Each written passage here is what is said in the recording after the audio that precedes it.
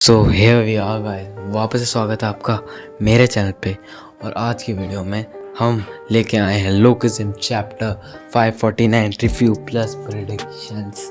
और ये चैप्टर हमें उतना ही मज़ेदार लगा जितना आपको अपनी ज़िंदगी लगती है। मतलब ज़्यादा मज़ेदार नहीं लगा, थोड़ी बहुत ही मज़ेदार लगा। तो गाइस इस बार का जो चैप्टर था, मतलब कि नहीं मैं पीक बोल सकता, नहीं मैं डिसेंट था, क्योंकि बैक स्टोरी थी। और बैक स्टोरी तो हर एक जगह घुस चुकी है। लोकिज्म के हर एक कैरेक्टर की हर एक अपनी बैक स्टोरी है। सब लोग अपनी बैक स्टोरी डिजर्व कर रहे हैं वहाँ पर।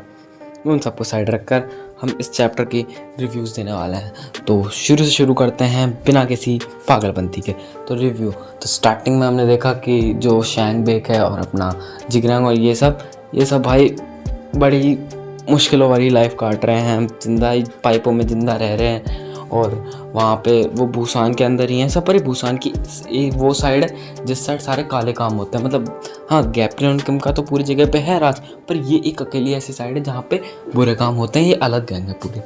तो वहाँ पे अपने जिगरैंग ये सब जैसे तैसे सर्वाइव कर रहे हैं और हाँ ये कर रहे हैं। बट लेकिन इनमें से शैंग बेक की हालत इनमें से थोड़ी सी बेकार है, क्योंकि वो ज़्यादा लुक्स में अच्छा है। तो उसको आप चैप्टर जाके पढ़ लेना, आपको समझ में आ जाएगा। मैं बोल नहीं सकता अभी, यूट्यूब के रिस्ट्रिक्शंस और मेरी रिस्ट्रिक्शंस के ऊपर जा सकता है। क्योंकि अगर मैंने साफ साफ बोल दिया तो यूट्यूब लाइक निकल इतना सही निकल जा, यहीं से साफ ब्लॉक्ड है, साफ डिलीट वीडियो, चैनल डिलीट, कल रात तक चैनल डिलीट।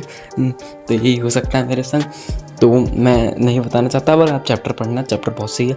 और उसके बाद हमने उन जैसे तैसे वो जो एक मोटा सांड सा, उसको मार मूर के भागे थे जिगरैंग लोग। पर मार मूर के भागने की कोशिश तो करी थी, पर फिर वो कुछ दो बंदे आ गए थे टॉप लेवल के बुसान के मेंबर्स, और जिगरैंग को पकड़ के ले गए। जिगरैंग, शेक बैंग और तीसरा बंदा, तीनों का नाम मैं तीसरे का नाम नहीं जानता। इन तीनों को पकड़ के ले गए थे फाइटिंग अरीना में। आपने देखा होगा फाइटिंग अरीना। तो उस फाइटिंग अरीना में भाई ये लड़ते ताकतवर होने हैं।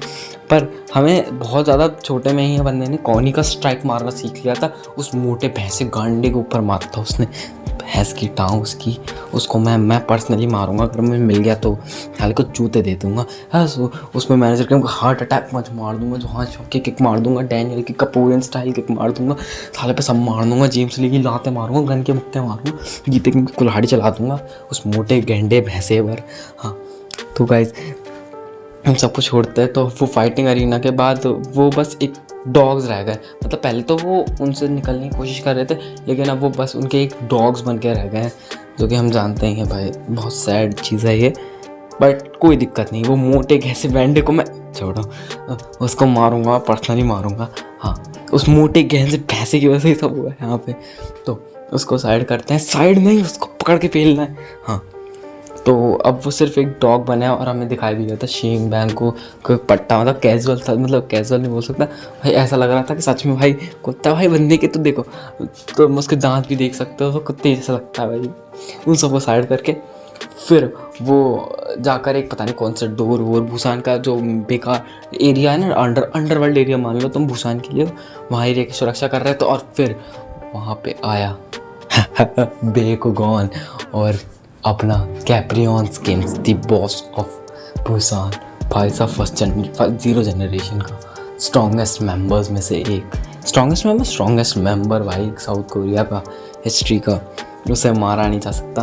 तो उसने देखा व्हाट इज दोज आइज, ये आंखें मैंने इससे पहले कभी नहीं देखी। दिस इज लेस पीक भाई। लास्ट के जो पैनल्स थे भाई वो सही थे, पर भाई बेगुमान ने एक मुक्के में सुला दिया था ज़मीन में। भाई ये बढ़िया लगा था, जैसे कोई गिरा नहीं सकता, उसने एक मुक्के में जिंदा ज़मीन में गाड़ दिया था। और यही थी मेरी यही था चैप्टर का रिव्यू। अब बढ़ते चैप्टर की प्रेडिक्शंस के ऊपर। तो इट्स अबाउट, ये बैक स्टोरी तो है, बट इसमें लोगों के पास ना प्रेडिक्शंस भर के, कुछ एक मेरी प्रेडिक्शन और बाकी की दो जो प्रेडिक्शंस है वो मैंने उठाई है। मतलब लोग जिनके बारे में बात कर रहे हैं, जिसके बारे में। तो देखो, मेरी जो पहली प्रेडिक्शन है, जो मेरी नहीं है, लोगों की है, कि ये बंदा, ये हाँ ये देख रहे हो ना आप, ये सोन जी युक है, इसकी सोन जी युक। और जैसा तुम्हें लगता है वैसे ही मुझे लग रहा है, हाँ ये सोन जी युक ही है। अब इसके मैं पूरी की पूरी बैक स्टोरी तो हल्के फुल्के में जल्दी एक्सप्लेन कर देता हूँ कि अगर ये सोन जी युक है तो इसके संग क्या हुआ। देखो, ये यहाँ से भाग गया होगा, जैसे तैसे निकल के भाग गया होगा। फिर ये गया होगा उनके पास, वो तेजिन के बाप के पास कि हमें बचा लो। तेजिन के बाप ने कहा होगा ठीक है हम बचा लेंगे, लेकिन उसके हाथ में ना 6 उंगली देख लेंगे। और तुम जानते हो वो कितना बड़ा अंधविश्वासी है, उसे पैसा कमाने से मतलब है और अपने, तो उसने उसे रख लिया होगा। और रखने के बाद उसके संग बहुत ज़्यादा बुरा वो करा होगा सलूक, और उसकी 6 उंगलियों की वजह से उसे बहुत ज़्यादा टॉर्चर करा हो। उसके बाद वो वहाँ से भी जैसे तैसे भाग के जिन के पास आया था। ये पूरी बैक स्टोरी में रफली एक्सप्लेन कर दी मैंने। मेरे ख्याल से कोई कन्फर्मेशन तो नहीं है, बट हद तक लग रहा है, क्योंकि दोनों की एज भी सेम ही है, जिगरैंग और सॉन्जुक की, और सॉन्जुक की सेम, दोनों की सेम एज ही है। तो हम बोल सकते हैं कि यहाँ पे जो एक स्टोरी जा रही है ये भी बहुत ज़्यादा मायने और लगती है कि हाँ ये बढ़िया है स्टोरी। तो जो पब्लिक की सेकंड प्रेडिक्शन है, और मेरे हिसाब से पता नहीं कैसी प्रेडिक्शन है, कि जो शैंग बेक है वही असली डिसाइपल है कैप्रियन स्किम्स का। क्योंकि देखो लोगों की प्रेडिक्शन ये कह रही है, क्योंकि जो हमने पोस्टर नहीं ये चीज़ देखी थी, इसमें लिखा था कैप्रियन स्किम्स डिसाइपल और फिर ब्रैकेट में शैंग लिखा था, और शैंग का नाम पूरा शैंग बेक।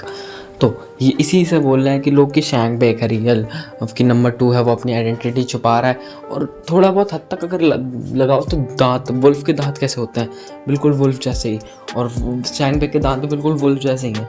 तो वही उसका असली वो बोलता है। बट मेरे हिसाब से ना ये खोखली प्रेडिक्शन है, क्योंकि ना वो गैप्रियन स्किम्स डिसाइपल वहाँ पे शैंग लिखा था, पता है शैंग बेक उसे नरेट कर रहा था। तो मेरे हिसाब से वो ब्रैकेट में इसलिए लिखा था क्योंकि वो इंसान नरेट कर रहा है उसे। मेरे हिसाब से ये होना चाहिए कि जो वो बंदा था वहाँ पे शैंग उसे नरेट कर रहा था।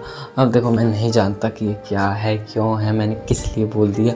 मेरा तो बस ऐसी मन करा कि हाँ ये प्रेडिक्शन थोड़ी लोगों को लग रही है, मेरे को भी थोड़ी बहुत लग रही है, और जो मैंने बनाई है वो भी लग रही है। तो ये प्रेडिक्शन सही हो सकती है या नहीं ये तो मुझे भी नहीं पता, और कोई बता भी नहीं सकता। बट इतना मैं बता सकता हूँ कि ये जो मेरी लास्ट प्रेडिक्शन है इसमें गो के लगने वाले हैं। मैं क्या बोल रहा हूँ सब, क्योंकि देखो गो और गीते की फाइट हो सकती है।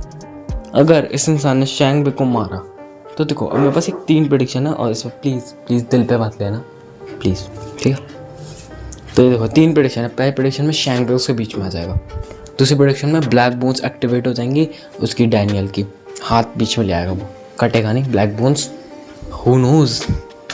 तीसरी एंड द लास्ट प्रेडिक्शन, गो किम अपना कोई वेपन बीच में लाएगा और फिर बोलेगा कि टेकिंग अबे ओए पार्टनर फाड़ दूंगा मैं तुझे, हटा यहाँ से।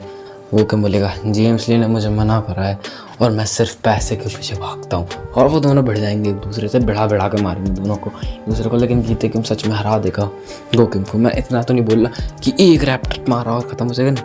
अगर मैं अपने हिसाब से बोलूँ तो हाँ पाड़ देगा गन को, गो को, गन नहीं गो को। और बस इतनी ही प्रेडिक्शंस थी मेरी।